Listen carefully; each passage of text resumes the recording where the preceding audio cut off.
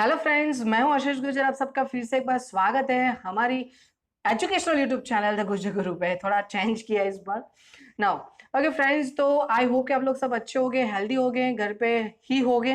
वैसे तो आप फालतू के बाहर जाते नहीं हो क्योंकि आपके पास मोबाइल होता है, उसमें बहुत सारा टाइम निकाल देते हो। हम 11th स्टैंडर्ड की अकाउंट की अगर बात करें तो उसमें चैप्टर 2 में लास्ट फेज में है। इलस्ट्रेशन नंबर 11 आज सीखने वाले हैं। वो खत्म होने के बाद हमारे सारे इलस्ट्रेशन खत्म हो जाएंगे, फिर एक्सरसाइज स्टार्ट होगी। बट मे भी पॉसिबल है नेक्स्ट वीडियो जो है वो एक्सरसाइज का ना भी बने, क्योंकि उसके लिए जो मटेरियल मुझे बनाना पड़ेगा वो अभी तक रेडी नहीं है। और अगर वो रेडी हो जाएगा तो फिर हम कल मतलब जब भी नेक्स्ट वीडियो आएगा हम एक्सरसाइज का ही वीडियो बनाएंगे।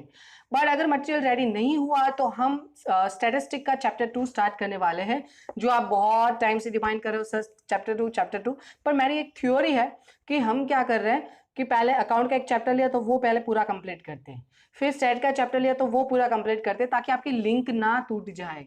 डन। अदरवाइज क्या होगा, मैं दोनों ही स्टार्ट कर सकता हूँ, 3 दिन में अकाउंट लूँ 3 दिन में स्टेट लूँ, तो प्रॉब्लम ये होगा आपको कि 3 दिन आपने अकाउंट पढ़ा, फिर 3 दिन स्टेट पढ़ोगे, तो फिर जब अकाउंट की बारी आएगी तो पीछे वाला भूल गए होगे, और रिवाइज करने का तो आपको पता ही नहीं चलता, वो तो आप करते ही नहीं हो। दैट इज वाई इसे थोड़ा सीक्वेंस में चलने दो, फिर ये खत्म हो जाएगा। मतलब ये आज लास्ट ही लेक्चर ऐसे ही समझ लो इस चैप्टर का। वैसे एक्सरसाइज बाकी वो करवाऊंगा, डोंट वरी। बट मैं भी पॉसिबल है कि कल हम स्टेट भी स्टार्ट करें। ठीक है, तो अभी आज हम इलस्ट्रेशन नंबर 11 देखने वाले। 20 इसके अंदर एग्जाम्पल पॉइंट्स दे के रखे। अगर ये 20 ट्रांजेक्शन आ गए तो जिंगा लाला, और क्या। इसके लिए आगे के भी पॉइंट्स आपको याद होने चाहिए। इलस्ट्रेशन नंबर 10 भी बहुत अच्छा था, वो अगर समझ में थोड़ा थोड़ा आया होगा 50%, तो ये 90% समझ में आ जाएगा। समझ में आया। एक और मैं बात बताना चाहता हूँ फ्रेंड्स, आप लोग बहुत बताते हो कि सर इको का लेक्चर स्टार्ट करो, पर फ्रेंड्स मैं वो नहीं अभी कर सकता, क्योंकि मेरे पास टाइम का शॉर्टेज। अभी सिर्फ मैं 11th की वीडियोस बनाए जा रहा हूँ, 12 का तो अभी पेंडिंग में चल रहा है। समझ में आ रहा है। तो 12 का बाकी है, बीकॉम का बाकी है, एमकॉम का बाकी है, तो ये सारे कि अगर वीडियोस में बनाने बैठूंगा तो आपका तो सिर्फ एक ही अकाउंट होता है, 12th में भी एक ही अकाउंट होता है, पर बीकॉम में 2 अकाउंट होते हैं। और वैसे 3 साल के गिनो कितने अकाउंट्स हो गए, एमकॉम में कितने अकाउंट्स हो गए, कितने स्टेटिस्टिक हो गए, तो ये सब थोड़ा ज्यादा हो जाता है, इसलिए मैं इको नहीं पढ़ा रहा हूँ। पर फिर भी मैं ट्राई करूंगा कि इको की वीडियोस बनाऊं। पर अगर आप लोग चाहते हो कि किसी अदर एजुकेटर के पास से आपको इको सीखना है, तो मैं उसके बारे में आपको बता सकता हूँ। तो मुझे कमेंट में लिखना, मैं आपको कमेंट में बता दूंगा किसी अदर इकोनॉमिक ट्यूटर के बारे में जो अच्छे से पढ़ा रहा हो, और मैं जिसको जानता हूँ उसके बारे में मैं बताऊंगा आप लोगों को। ठीक है, चलो अभी आप 11 नंबर का इलस्ट्रेशन स्टार्ट करते हैं। उसके अंदर है हमारा फर्स्ट ट्रांजेक्शन। ऊपर रीड करने की जरूरत ही नहीं है, पर फिर भी रीड कर लेते चलो। To which account the following transaction will be debited और credited in the books of अमरूद। और डिस्क्राइब भी करो कौन से ट्रांजेक्शन में आप डेबिट करोगे, कौन सा ट्रांजेक्शन में आप क्रेडिट करोगे, ये चीज आपको बतानी है। चलो उसमें फर्स्ट ट्रांजेक्शन की बात करें। देखो मैंने आपको पहले बताया था, इसमें मुझे आंसर के ऊपर ले जाना पड़ेगा। जैसे हमने 10 नंबर का किया था, उसका रीजन मैंने आपको बता दिया, तभी जाके आप अच्छे से समझ पाओगे। अदरवाइज क्वेश्चन में बोलूंगा तो इतना दिमाग में नहीं बैठेगा। देखो हमारा टेबल कुछ ऐसा रहने वाला है। ऐसा number transaction, debit, credit effect, और डेबिट में भी हमारे 3 अकाउंट के हिसाब से लिख दिया। बेनिफिट रिसीवर को हम डेबिट करेंगे, पर्सन जो भी गुड्स और असेट है वो भी अगर कम्स इन है तो उसको भी डेबिट करेंगे, अगर कोई एक्सपेंस या लॉस है तो उसको भी हम डेबिट करने वाले हैं। क्रेडिट में हम क्या करेंगे, बेनिफिट गिवर को, गुड्स और असेट गोज आउट को, और इनकम और गेन को हम क्रेडिट करने वाले हैं। ठीक है, 1 बाय 1 यहाँ पे तो उन लोगों ने ट्रांजेक्शन लिखा है, सो हमें कुछ रीड करने की जरूरत नहीं है। यहाँ से देखते जाते हैं। First transaction, commences business with introduction of capital 40,000। थोड़ा स्पीड में समझ में आना चाहिए। ये वीडियो देखने से पहले इलस्ट्रेशन नंबर 10 मतलब प्रीवियस वीडियो जरूर देखना। Okay, commences business with introduction of capital 40,000। Business के अंदर कैश आया तो cash comes in real account के हिसाब से debit to cash account. Capital की अगर बात करें तो कैपिटल किसने दी, ऑनर ऑफ द बिजनेस, और ऑनर ऑफ द बिजनेस मतलब पर्सनल अकाउंट। इसके बारे में मैंने बहुत बताया है, प्रीवियस वीडियो में भी बताया है, एक बार वो रीड कर लेना, मतलब कि देख लेना ना। तो हम क्रेडिट क्या करेंगे, क्रेडिट टू कैपिटल अकाउंट। दोनों ही आपको देखने को मिल जाएगा। सेकंड है लोन ऑब्टेन ऑफ ₹60,000 फ्रॉम रमणीक। देखो रमणीक के पास से लोन लिया, सो हमारे पास पैसे आएंगे ना। लोन लिया मतलब लोन नहीं आता, पैसे आते हैं। कैश कम्स इन तो रियल अकाउंट के हिसाब से हम कैश अकाउंट को डेबिट करेंगे, so debit to cash account. But ये बेनिफिट किसने दिया हमें, ये बेनिफिट रमणीक ने दिया, so Ramnik is a benefit giver. So क्या करेंगे, क्रेडिट टू रमणीक अकाउंट। ये देख लो, ये मिल जाएगा आपको। Next, third number, ₹20,000 deposited with union bank and open account. Bank में अकाउंट ओपन करने गए, 20,000 यूनियन बैंक में डिपॉजिट किए। चलो बैंक की अगर बात करें तो वो पर्सनल अकाउंट में आता है, वो बेनिफिट ले रहा है या दे रहा है? भाई हमारे पास से जो पैसा ले जाएगा वो कैसे बोल सकते हैं बेनिफिट दे रहा है, वो बात ऑब्वियस बेनिफिट ले रहा है। सो यूनियन बैंक जो है वो बेनिफिट रिसीवर है, इसलिए डेबिट क्या करेंगे, debit to union bank account, और क्रेडिट क्या करेंगे, क्या गया, कैश गया। If cash goes out then उसको क्रेडिट करेंगे, so credit to cash account. So दोनों चीज आप देखते जाना, साइड में मैं मार्क करूं या ना करूं आपको देख लेने का। Next, brokerage receive of ₹4000। चलो 4000 का ब्रोकरेज मिला, जब मिला तो कैश आया होगा। ब्रोकरेज मतलब ऐसी कोई थोड़ी चीज है कि आके बैठ गई हमारे पास में, ये तो कैश ही आया होगा ना।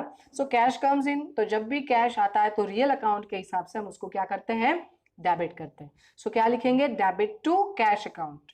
और ये किसकी वजह से आए हैं, ब्रोकरेज की वजह से, और ये मेरी क्या हो गई, इनकम हो गई। सो नॉमिनल अकाउंट के हिसाब से हम क्रेडिट क्या करेंगे, क्रेडिट टू ब्रोकरेज अकाउंट। देख लो, debit to cash account and credit to brokerage account.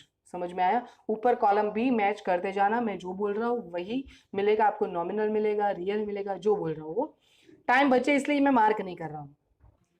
Okay, fifth number है हमारे पास, goods of ₹10,000 purchase on credit from Bachchu भाई। देखो परचेज गुड्स है इसलिए हम परचेज अकाउंट डेबिट लिख सकते हैं। So debit to purchase account, और ये किससे पास है, बच्चू भाई के पास है। कैश परचेज नहीं है इसलिए हम कैश को क्रेडिट नहीं कर सकते, बच्चू भाई को क्रेडिट करना पड़ेगा क्योंकि वो बेनिफिट दे रहा है, इसलिए देखो क्रेडिट टू बच्चू भाई अकाउंट। समझ में आया? Next, six number, goods of ₹20,000 sold on credit to Lakshmi. Lakshmi को हमने सेल किए, so Lakshmi is a benefit receiver, so हमें लक्ष्मी अकाउंट को डेबिट करना पड़ेगा। So debit to Lakshmi account, और गुड्स गोज आउट इसलिए सेल को क्रेडिट करना पड़ेगा रियल अकाउंट के हिसाब से, इसलिए क्रेडिट क्या करेंगे, credit to sale account. Now उसके बाद shop rent paid 5000। Shop rent हमने पे कर दिया है, शॉप रेंट एक्सपेंस है तो नॉमिनल के हिसाब से एक्सपेंस हम क्या करते हैं, डेबिट करते हैं। Debit to shop rent account कर दो, और क्रेडिट क्या करेंगे, कैश गोज आउट इसलिए credit to cash account. Clear हुआ फ्रेंड्स? नाउ उसके आगे बढ़ते हैं। जो 8 नंबर का ट्रांजेक्शन है वो कुछ ऐसा है, 200 paid to Ramakant for carriage. Ramakant को हमने कैरेज के बदले में पैसे दिए हैं। देखो भले ही नाम है पर यहाँ पे साथ ही साथ वर्ड कौन सा यूज किया है, पेड यूज किया है। दिख रहा है सबको, पेड का मतलब हमने पैसे दे दिए हैं। किसके पैसे दिए हैं, कैरेज के, तो कैरेज हमारा क्या है, एक्सपेंस, इसलिए debit to carriage account and credit to, credit क्या करेंगे हम, कैश गोज आउट इसलिए credit to cash account. I hope कि क्लियर हो रहा है। 9 number, 500 become receivable from interest from Kundan. चलो ये रिसीवेबल हो गए, रिसीव नहीं हुए, हाँ समझना, रिसीवेबल हुए हैं मतलब मुझे मिलेंगे। देखो इससे किसके पास से मिलेंगे, मुझे कुंदन के पास से। सो कुंदन मुझे पैसे देने वाला है, सो कुंदन अभी के लिए एक बेनिफिट रिसीवर है, इसीलिए मैं बेनिफिट रिसीवर को डेबिट कर दूंगा, debit to Kundan account. Credit, interest की बात हो रही है, इंटरेस्ट नॉमिनल अकाउंट के हिसाब से क्या होता है, क्रेडिट, क्योंकि इनकम है। मैं कैश अकाउंट डेबिट कर देता अगर मुझे पैसे मिल गए होते, मैं डेबिट नहीं कर पाया क्योंकि अभी पैसे रिसीवेबल है, मिले नहीं है, इन फ्यूचर मिलेंगे, इसलिए क्रेडिट तो हमने इंटरेस्ट कर दिया, credit to interest account. Salary paid to Dinesh account, Dinesh को हमने सैलरी पे कर दी, सैलरी इज एन एक्सपेंस तो हम डेबिट करेंगे, डेबिट टू सैलरी अकाउंट। और क्रेडिट क्या करेंगे, पे कर दिया इसलिए कैश गोज आउट, इसलिए हम क्रेडिट टू कैश अकाउंट करेंगे। 11 नंबर है, कमीशन रिसीव 3000। रिसीव का मतलब पैसे मिले, तो कैश कम्स इन, अगर आ रहे हैं पैसे तो रियल अकाउंट के हिसाब से कैश अकाउंट को डेबिट करना पड़ेगा। So debit to cash account. किसकी वजह से मिले, कमीशन की वजह से, कमीशन हमारा क्या है, इनकम है। सो नॉमिनल अकाउंट के हिसाब से हम इनकम को क्या करते हैं, क्रेडिट करते हैं। क्लियर हुआ? 12 number, goods of 15,000 purchase on cash. 15,000 के गुड्स हमने परचेज किए तो सीधी सी बात है हम परचेज अकाउंट को डेबिट करेंगे। So debit to purchase account, और कैश से परचेज किया ऐसे कैश अकाउंट को क्रेडिट करेंगे। सिंपल था, ये तो पहले भी आ चुका है। Next, goods of ₹20,000 sold on cash. Cash से सेल किया तो कैश आएगा, तो कैश अकाउंट को हम क्या करेंगे, डेबिट करेंगे। और क्रेडिट किसको करेंगे, गुड्स गोज आउट हो रहे हैं मतलब गुड्स जा रहे हैं तो रियल अकाउंट के हिसाब से उसको क्या करना पड़ेगा, क्रेडिट टू सेल अकाउंट।